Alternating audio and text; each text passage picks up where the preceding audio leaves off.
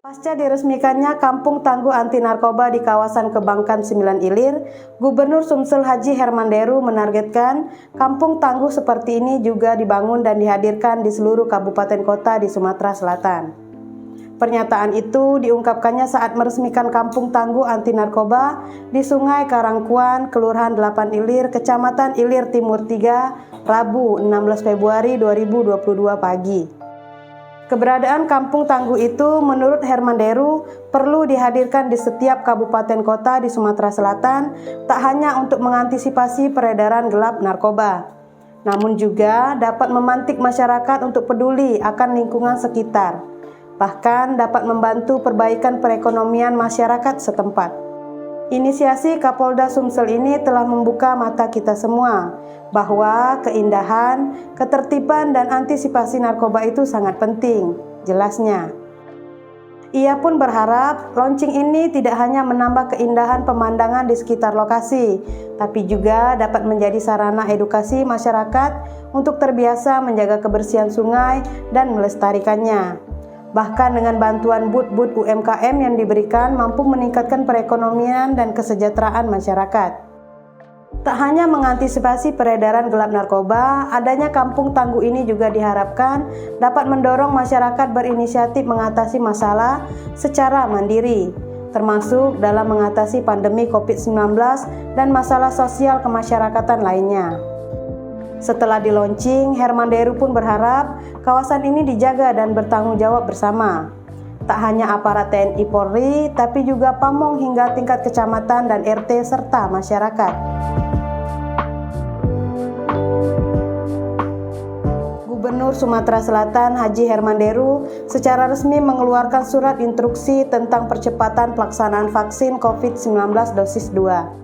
Sekaligus menghimbau masyarakat mewaspadai peningkatan kasus COVID-19 varian Omikron di wilayah Provinsi Sumatera Selatan.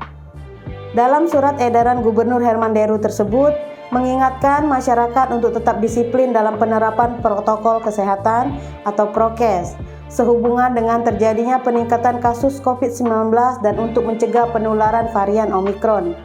Pemerintah Provinsi Sumatera Selatan berupaya untuk melakukan percepatan pelaksanaan vaksinasi pada seluruh kelompok sasaran. Berdasarkan data dan hasil evaluasi, capaian vaksinasi dosis lengkap atau dosis 2 di kabupaten atau kota di Provinsi Sumatera Selatan belum seluruhnya tercapai target 70%. Bahkan 4 kabupaten kota diantaranya masih di bawah 50%, katanya.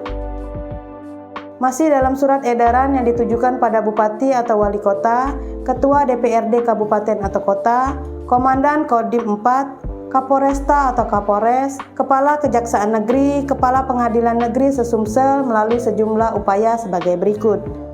Pertama, percepatan capaian vaksin dosis 2 untuk seluruh kelompok sasaran dengan target capaian minimal 70%. Kedua, melaksanakan koordinasi dengan seluruh lintas sektor, lintas program, tokoh masyarakat, tokoh agama untuk sosialisasi dan menggerakkan masyarakat dalam percepatan pelaksanaan vaksinasi COVID-2 di daerah.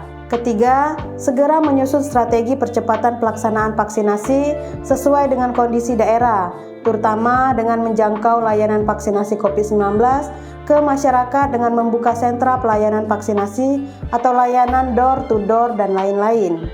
Keempat, memastikan ketersediaan vaksinasi dan logistik lainnya sesuai kebutuhan dan jika terjadi kekurangan agar segera berkoordinasi dengan Dinas Kesehatan Provinsi Sumatera Selatan. Kelima, instruksi ini agar dilaksanakan dengan sepenuh tanggung jawab dan melaporkan hasil pelaksanaannya kepada Gubernur Sumatera Selatan melalui Dinas Kesehatan Provinsi Sumatera Selatan.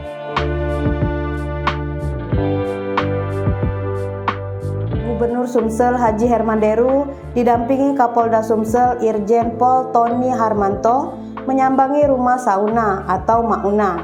Warga yang mendapatkan bantuan rumah dari Presiden RI Joko Widodo berlokasi di Jalan Takwa Mata Merah, Lorong Sei Putat Dalam RT 04 RW 07, Kelurahan Sei Selinca, Kecamatan Kalidoni, Palembang, Senin 14 Februari 2022.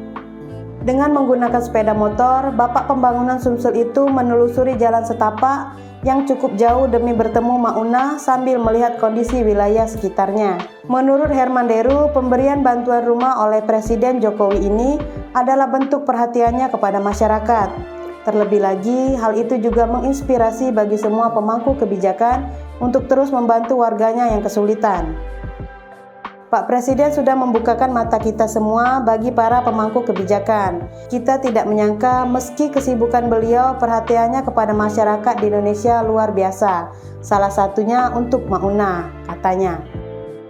Untuk diketahui, Mauna ini sebelumnya sudah bertemu Presiden Jokowi beberapa waktu yang lalu saat kunjungannya ke Sumsel. Mauna sendiri hanya hidup sebatang kara yang tinggal hanya menumpang di tempat tinggal tetangganya. Karena tidak mendapatkan program bantuan bedah rumah, sehingga Presiden memberikan bantuan melalui jajaran Polda Sumsel. Waktu di program bedah rumah, Mauna tidak bisa karena masih menumpang. Atas perhatian Presiden bahwa melalui jajaran Polda Sumsel dibantu membuatkan rumah. Mudah-mudahan kita semua menjadi manusia yang peduli. Terima kasih Pak Presiden, ungkap Herman Deru. Di samping itu, Herman Deru juga akan memfasilitasi Mauna jika seorang perempuan usia 59 tahun itu mempunyai keahlian ataupun bakat.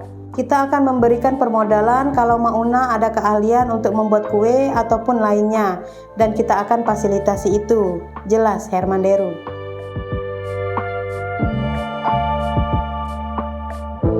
Guna mempercepat tercapainya Gerakan Sumsel Mandiri Pangan atau GSMP, upaya masif terus dilakukan oleh pemerintah daerah bekerjasama dengan para mitranya, yakni dengan memberikan bantuan berupa media tanam, bibit sayuran hingga benih ikan lele dan ikan nila yang diperuntukkan bagi kalangan rumah tangga miskin atau RTM yang tersebar di 17 kabupaten kota.